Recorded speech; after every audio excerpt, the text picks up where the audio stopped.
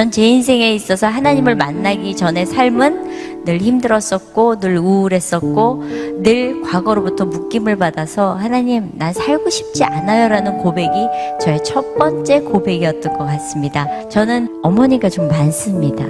어머니가 넷입니다. 저희 엄마가 초등학교 6학년 졸업하고 돌아가시고 나니까 정말 인생이 엉망진창이 되더라고요. 부모가 없이 혼자 커나간다는 거 제가 하숙하고 자취하고 이 47번을 세다가 관뒀거든요. 징글징글하게 이사도 많이 다녔었고 그렇게 해서 살면서 너무 힘들어서 정말 만신창이가 됐었습니다. 그러면서 늘 외로웠었거든요. 그래서 늘 죽음을 묵상했었거든요. 저는 캐나다 갈 적에 사실은 아버지가 돌아가시고 나서 삶의 의욕이 없었습니다. 그래서 아버지 장례를 치르고 나서 하나님을 원망하기 시작했어요. 하나님, 내 좋은 건 다 뺏어가시는군요. 나 하나님 아버지랑 살고 싶었는데 하나님 이것마저 뺏어가시면 난 기쁨이 없습니다. 그리고 나니까 제가 그때 텔레비전 7개라고 라디오를 2개 할 텐데 사는 재미가 없는 거예요. 아무것도 할 수가 없는 거예요. 그런데 뜻하지 않게 저희 아들이 유학을 가겠다는 거예요.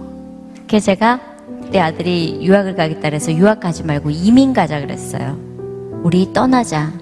그렇게 해서 캐나다로 떠났는데 정말 자연이 아름다웠었어요. 정말 행복했었어요. 그런데 제 안에 상처가 있어서 딱 한 가지 문제가 있었어요. 그게 바로 아들과의 관계였었어요. 제가 욕을 좀 잘했어요. 그리고 욕이 몸에 밴 거예요.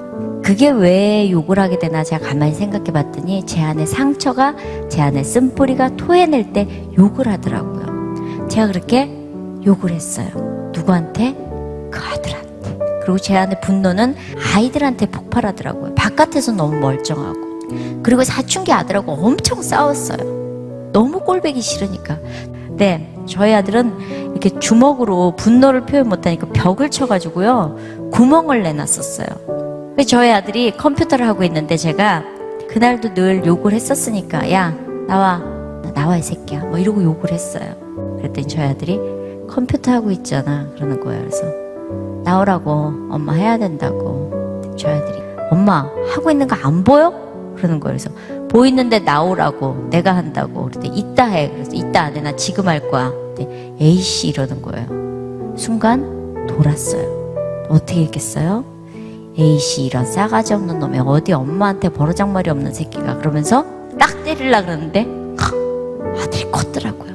제 손을 딱 잡는 거예요. 순간 이 자식 많이 컸는데 힘이 나보다 센데 내가 맞으면 어떡하지? 이런 갈등이 생겼어요.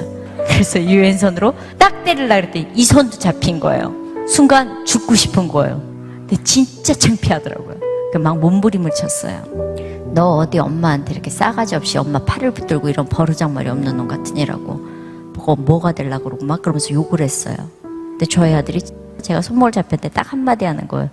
에이씨 교회 집사라는 인간이 집구석에서 이러는 거 알아? 바깥에선 그렇게 잘하면서 안에서 이러는 거 누가 알아? 아 내가 진짜 쪽팔려서 어디 가서 얘기를 못해 이러는 거예요. 근데 순간 그 말이 제 가슴을 쳤어요. 뭐? 이 아들이 다 알고 있네. 내가 바깥에선 잘하고 안에선 엉망이라는 걸 얘가 보고 있었구나라는 생각이 드는 거예요. 갑자기 맥이 확 빠지는 거예요. 그리고 올라와서 그냥 멍청하게 있었어요. 그리고 나서도 새벽 기도를 다녔어요. 제가 뭐 때문에 새벽 기도를 다녔겠어요? 아들 바꿔달라고. 무슨 기도를 했냐면 하나님 난요 우리 아들 이 새끼 때문에 살 수가 없어요. 하나님 얘 내가 안 낳았을 거예요. 하나님 애가 혹시 바뀌지 않았을까요?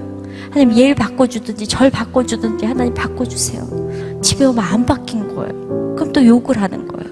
매일 그렇게 새벽 기도하면서 애 안 바뀌는 애를 원망을 했었어요. 그런데 그날도 새벽 기도 갔다 와서 그런 일이 있었거든요. 아이가 얼마나 한심하게 저를 받겠어요. 그런데도 안 바뀌었어요. 그 다음날 아침에도 새벽 기도 갔다 와서 늦게 일어난 아들을 보면서 문을 열고 들어가서 하나님 여전히 안 바뀌었어요. 한심한 새끼. 저 뭐가 될라 그러죠? 그리고 나서 아침밥을 차려놓고 저희 아들이 학교를 갔는데 제가 물을 갖다 놓으면서 야 밥 먹고 학교 얼른 가. 아유 날쌘 놈 뭐가 될라고. 날 셋다 이 새끼야, 미친놈. 그리고 딱 뒤돌아섰는데 하나님 저에게 한 말씀 하셨어요. 네 아들 네가 말한 대로 만들어줄까. 제가 그 말을 듣는 순간 너무 두려웠어요. 내가 17년 동안을 아들한테 욕을 했었는데 아들이 내가 말한 대로 만들어졌다면 저희 아들은 피 흘리면서 죽었어야 됐고요. 정신이 나가서 바깥에 개가 돼 있어야 돼요. 그 생각을 하니까 너무 두려운 거예요. 아이한테 밥을 먹으라고 그러고 방에 들어가서 문을 잠그고 하나님 잘못했습니다. 나를 그렇게 기다려주신 하나님, 내가 아들이 바뀌게 해달라고 기도했었는데 하나님, 내가 정말 잘못했습니다. 다시는 욕하지 않겠습니다. 철저하게 회개했던 것 같아요. 놀랍게도 제가 그렇게 기도하고 나서 그 다음부터는 욕을 안 하는 거예요. 그랬더니 저희 아들한테 금단 현상이 일어나기 시작했어요. 애가 욕을 쭉 먹었었기 때문에 엄마가 욕을 안 하니까 불안해해요. 3일이 지나니까 애가 몸아려운 강아지처럼 제 주위를 계속 맴도는 거예요. 우리 엄마가 왜 이러나? 그러더니 일주일째 되는 날 너무나 조심스럽게 엄마 물어볼 게 있는데 뭔데? 왜 욕을 안 해? 제가 그랬어요. 엄마 그날 너한테 이야기하고 하나님이 나한테 그런 마음 주셔서 엄마 욕 안 하기로 했다. 그래서 앞으로 욕 안 할 거다. 근데 저희 아들이 아니 하나님 17년 동안 가만히 계시다 왜 그날 얘기하신 거야? 제가 그랬어요. 하나님이 나에게 늘 옆에서 말씀하시는데 내가 교만했었다. 성경에 귀 있는 자가 듣는다는 건 겸손해지고 내가 들을 준비가 되어 있을 때 하나님 말씀하시는 게 들리더라. 내가 그것을 이제 깨달았다. 그러더니 아이가 조금씩 바뀌기 시작하는 거예요. 그런데 결정적인 사건이 저희 아들한테 일어났어요. 저희 아들이 축구부였어요. 근데 하키하는 아이들이 자꾸 스틱으로 공을 보니까 이제 열받은 거예요. 그래갖고 축구공을 이렇게 놓고 있다가 제일 깐죽거리는 아이한테 발로 해가지고 탁 뒤통수에다 찬 거예요. 그런데 그 캐네디언 아이가 뒤를 딱 돌아다 와서 정면으로 축구공을 맞은 거예요. 그러니까 열받아서 저희 아들한테 와서 멱살을 잡았어요. 밀고 당기고 밀었는데 그 아이가 뒤로 넘어지면서 바닥에 아스팔트에 머리를 다치면서 순간 뇌진탕으로 혀가 말려 들어가. 저희 아들이 혀를 꺼냈더라고요. 그러고 나니까 저희 아들은 교장실에 갇히게 되고 캐네디언 아이들 3명은 딱딱딱 증인할 아이들을 방에다 해놓고 경찰하고 앰뷸런스가 와서 앰뷸런스로 아이는 실어가고 저희 아들은 그렇게 갇혀 있었어요. 저희 아들이 문자를 했어요. 엄마 죄송합니다. 저한테 일이 생겼는데 제가 처리할게요. 제가 차에 타서 시동을 걸고 하나님 말씀하십시오. 제가 듣겠습니다. 아이한테 무슨 일이 왜 일어났는지 하나님 말씀하시면 제가 듣겠습니다라고 하는 순간 하나님 저에게 율법만 가르친 바리새인이라는 거예요. 철저하게 율법으로만 아이를 훈련시켰던 제 모습을 보게 하셨어요. 제가 욕먹을까봐 똑바로 앉아. 바르게 해야 돼. 인사 잘해야 돼. 예의 발라야 돼. 어른들이 앉아있을 땐 그렇게 하는 거 아니야 하고 난도질 쳤었던 저의 모습. 운전을 하고 가면서 하느님 잘못했습니다. 내가 내 아이를 그렇게 만들었습니다. 하나님 내가 아들 사랑하면서 살겠습니다. 용서해 주십시오. 그리고 40분을 기도하고 갔어요. 기도하고 와서 딱 학교에 도착했더니 선생님 한 분이 나오시더니 저한테 너희 아들은 감옥에 가게 될 거고 너희는 이 나라에서 추방당할 거고 다시는 이 나라에 못 들어올 거다라고 딱 명확하게 얘기하는 거예요. 그래서 알았다, 내가 책임지겠다 라고 이야기하고 이렇게 돌아보는데 교장실에서 저희 아들이 잠깐 바람을 쐬러 나온 거예요. 그런데 이렇게 난간을 붙들고 하늘을 보면서 한숨을 푹 내쉬는데요. 얼굴이 하얗게 질려있는 거예요. 근데 제가 그 아이를 보는 순간 하나님, 내가 저 아이를 저렇게 외롭게 만들었어요. 내가 저 아이를 저렇게 몰아붙였다라는 생각이 드는 거예요. 너무너무 가슴이 아픈 거예요. 그리고 있는데 교장 선생님이 저보고 들어오래요. 그래서 저 교장 선생님, 그 학교 가디언, 그 다음에 저희 아들, 경찰 이렇게 5명이 앉게 됐어요. 근데 경찰이 저보고 넌 너무 럭키하다는 거예요. 왜 그러냐 그랬더니 이 3명의 캐네디언 아이들이 저희 아들이 때린 게 아니라 밀었는데 뒤로 넘어져서 뇌진창으로 잠깐 쓰러진 거더라고 이야기한 거예요. 다 똑같이. 그래서 나라에서는 처벌하지 않겠대요. 학교에선 처벌받겠지만. 그리고 있는데 무전기가 왔어요. 그 쓰러졌던 아이가 깨어나서 저희 아들이 처벌받지 않았으면 좋겠다고. 그래서 학교에서 14일 정학만 맞고 저희 아들이 집으로 오게 됐어요. 저희 아들 왔길래 앉아. 그리고 제가 무릎을 꿇었어요. 그리고 용서를 빌었어요. 엄마 미안하다. 엄마 그동안에 너 많이 미워했었다. 그리고 엄마 너 사랑 없이 키웠었다. 그래서 이런 일이 있었던 것 같다. 내가 그 용서를 지금 받고 싶다. 근데 저희 아들이 대성통곡을 하는 거예요. 엄마 내가 얼마나 힘들었는 줄 알아? 엄마 나한테 칭찬 한번 해줘봤어? 엄마 나한테 잘한다고 이야기해준 적 있어? 잘하는 건 당연하다고 생각했고 못하는 것만 엄마 나 뭐라 그랬었잖아. 엄마가 나한테 언제든지 한 번이라도 나한테 잘한다고 이야기했었으면 이런 일 없었을 것 같아. 근데 할 말이 없는 거예요. 그래서 그냥 붙들고 아이를 붙들고 울었어요. 엄마 용서해라. 그러고 그냥 둘이 안고 꺼이꺼이 울었어요. 그렇게 해서 한참을 울고 저희 아들은 저희 아들 방으로 가고 전 제 방에서 앉아서 하나님 감사합니다. 그리고 나서 그 다음날 새벽 기도를 가는데 아침에 나가는 순간 뭐 시커먼 게 나와요. 이게 뭐야? 나도 새벽 기도 따라가려고. 왜? 하나님 살아계셔. 그게 뭔 소리야? 엄마 바뀐 거 보니까 하나님 확실히 살아서 역사하시는 분이셔. 그날부터 저희 아들이 새벽 기도를 저랑 같이 다니기 시작했어요. 정말 그렇게 해서 새벽 기도를 같이 가면서 같이 찬양하고 같이 기뻐하고 같이 예배드린 거 너무너무 행복한 거예요. 우리 아들이 드디어 명품이 되어가는구나라는 생각에. 그런데 한 달 뒤에 저희 아들이 기도하더니 엄마 나 아무래도 목회해야 될 것 같아. 지금 목회 공부하고 있어요.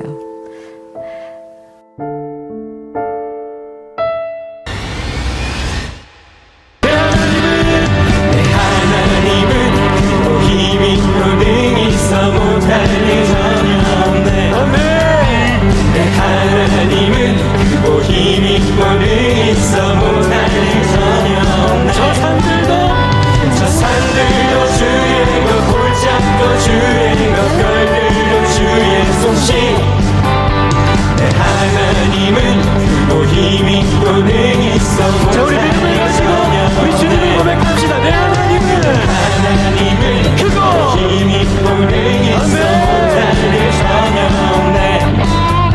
아멘. 그 소리로 힘이 보내 있어 못할 전혀 없네. 저 산들도 주의 것 골짜기도 주의 것 별들도 주의 솜씨. 내 하나님은 크고 힘이 보내. 우리 그 주님을 찬양합시다. 할렐루야.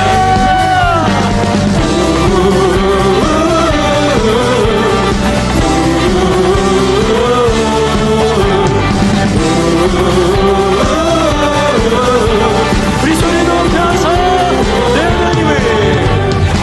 하나님은 크고 힘이 있고 능히 있어 못할. 우리 힘차게 박수치며 내 하나님은 크고 힘이 있고 능히 있어 못할 일 전혀 없네. 저 산들도 주의 것 골짜기도 주의 것 별들도 주의 솜씨. 여러분 믿으십니까? 우리 하나님 위대하십니다. 힘이 있고 능히 있어 못할 일 다시 한번 내 하나님은 크고 힘이 있고 능히 있어 못할 일 전혀 없네. 내 하나님은 크고 힘이 있고 능히 있어 못할 일 전혀 없네. 저 산들도 주의 것 골짜기도 주의 것 별들도 주의 솜씨. 내 하나님은 크고 힘이 있고 능히 있어 우리 한 번 더 내 하나님은 크고 힘이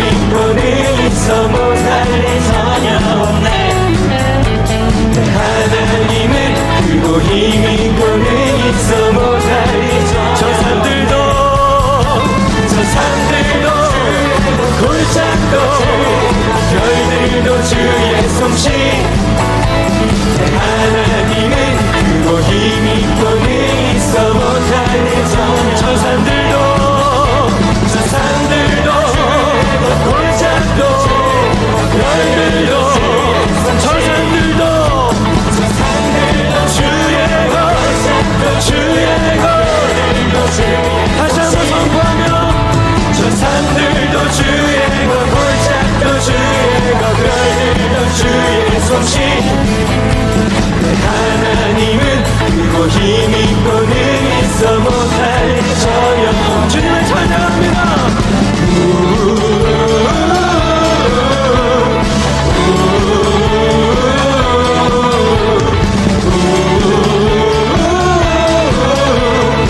다시 한번 우리의 마음을 다해 찬양하며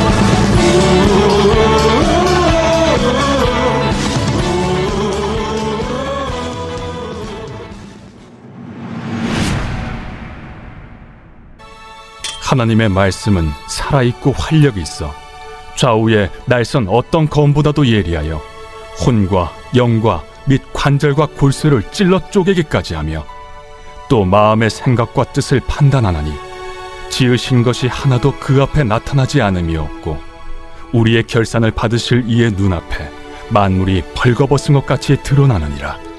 그러므로 우리에게 큰 대제사장이 계시니 승천하시니 곧 하나님의 아들 예수시라.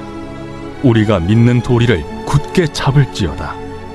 우리에게 있는 대제사장은 우리의 연약함을 동정하지 못하시리가 아니요 모든 일에 우리와 똑같이 시험을 받으신 이로되 죄는 없으시니라. 그러므로 우리는 긍휼하심을 받고 때를 따라 돕는 은혜를 얻기 위하여 은혜의 보좌 앞에 담대히 나아갈 것이니라.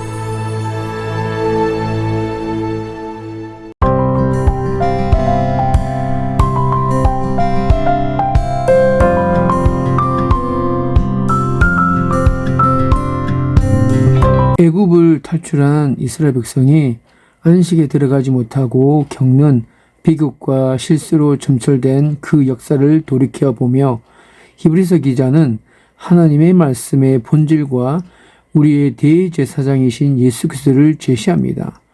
그리고 그 예수 그리스도의 은혜의 보좌 앞에 담대히 나아갈 것을 권면하고 있죠. 히브리서 기자는 우리를 은혜의 보좌 앞으로 인도하기 위해서 먼저 말씀 앞으로 우리를 인도하고 있습니다.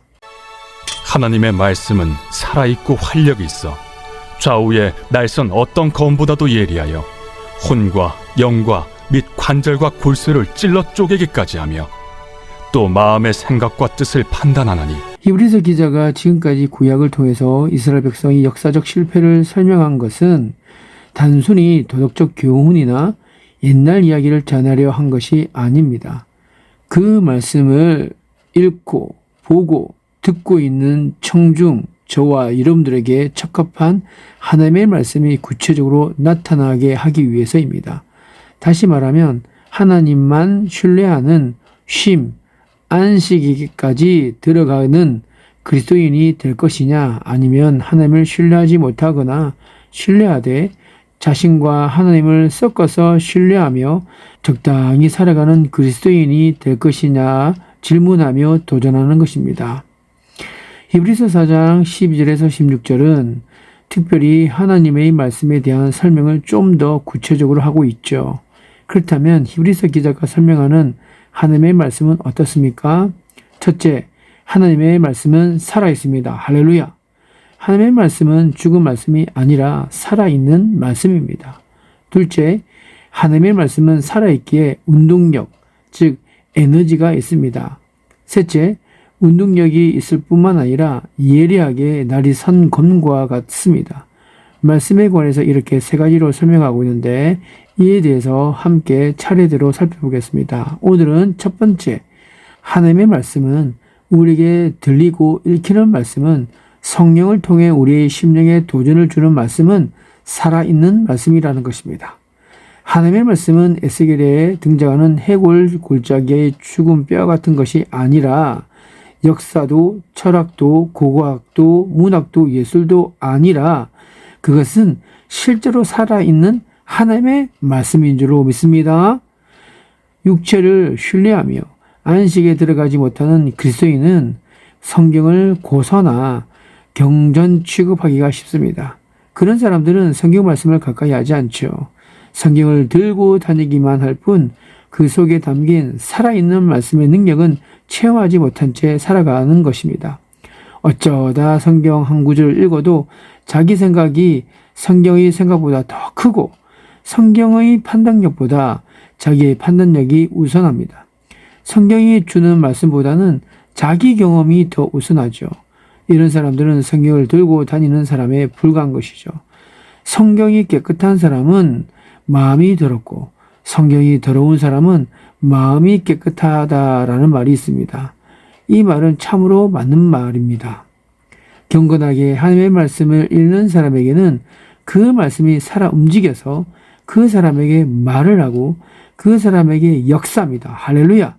많은 사람들이 성경에 대해 무지하기 때문에 하나님에 대해서도 무지합니다. 하나님에 관해 기록하고 있는 이 성경에 무식하면 하나님에 대해서도 무식할 수밖에 없습니다. 제가 캐나다에서 이제 수련회를 한다 그래서 강사로 갔다가 가장 기억에 남았던, 제가 은혜를 받았던 건 예배를 막 하고 있는데 거기에 3명의 친구가 너무 예배에 집중을 못 하는 거예요. 막 이렇게 해골 그려진 옷에 막 체인 막 이런 거 하고 막 반지 막 해골 막 이렇게 돼 있는 거. 그래서 계속 이제 말씀 전하고 내려오는데 제가 걔네들이 되게 거슬렸었어요. 이렇게 지나갔는데 하나님 저한테 어떤 마음을 주시냐면 내가 제일 사랑하는 아이들이다. 근데 제가 누가요? 누구를요? 바로 저 새 아이. 그래서 전 말씀을 잘못 들은 줄 알고 하나님 쟤들 보세요. 해골 바가지에 옷저. 근데 아니 내가 너무 사랑하는 아이들이야. 그래서 그날 예배를 이제 들으면서 제가 이렇게 예배 끝나고 걔네들이 이제 이렇게 앉아있길래 제가 발로 툭 찼어요. 그랬더니 아이씨 뭐예요 이러는 거예요. 그래서 야 하나님이 너를 제일 사랑하신다는데 왜 그런지 모르겠다 했더니 나를요? 아 참야 아이씨 이러더라고요. 그리고 나서 그 다음날 아침에 큐티하고 그 친구들을 만나러 갔는데요. 저는 그 친구들을 하나님이 왜 사랑한다고 이야기하셨는지 그 3명의 친구는 얼마 전까지만 해도 같이 연락을 하고 지냈는데 이 3명의 아이가 모두 문제아였어요. 정말 그런 문제아도 없을지. 하나는 캐나다에서 마약 팔다가 걸린 친구였고 하나는 퇴학당한 친구였고 하나는 부모로부터 학대받는 친구였거든요. 그 3 친구를 하나님이 하나하나 만나게 해주셔가지고 그 친구들이 변화되는 모습을 보면서 수련회라는 곳에 대한 제가 생각은 그냥 말씀 받고 잠깐 뜨거워졌다가 나오면 식는 곳이야라고 했다가 수련회가 얼마나 중요한지를 알고 온 거예요. 할렐루야! 하나님의 말씀은 살아있습니다. 삶 속에서 살아계시는 하나님의 은혜를 경험하는 하나님의 놀라운 은혜의 주인공이 저와 여러분일 수 있게 되기를 예수님의 이름으로 축복드립니다. 기도하겠습니다. 우리를 부르시고 세상 가운데 보내신 하나님, 우리가 세상 속에서 일하시는 하나님을 믿고 행하는 삶을 살 수 있도록 은혜 부어 주시옵소서. 하나님을 믿는다고 하면서도 그 믿음을 우리의 내면 생활에 한정시키고 주일과 예배당으로 대표되는 소위 종교 생활에서만 고백하는 편협한 모습에서 벗어날 수 있도록 하나님, 살아계신 하나님 이끌어 주시옵소서. 말씀 위에 굳게 서게 하여 주시옵소서. 온 세상을 창조하시고 온 세상을 회복하시는 하나님의 일하심을 믿기에 보냄받은 우리의 삶 속에서 그 믿음을 표현하는, 그 믿음을 경험하는 다양한 상상력을 발휘하는 우리 일상이 되게 하여 주시옵소서. 모든 것을 주 앞에 맡겨드리며 이 모든 말씀 우리 주 예수 그리스도의 이름으로 기도드리옵나이다. 아멘.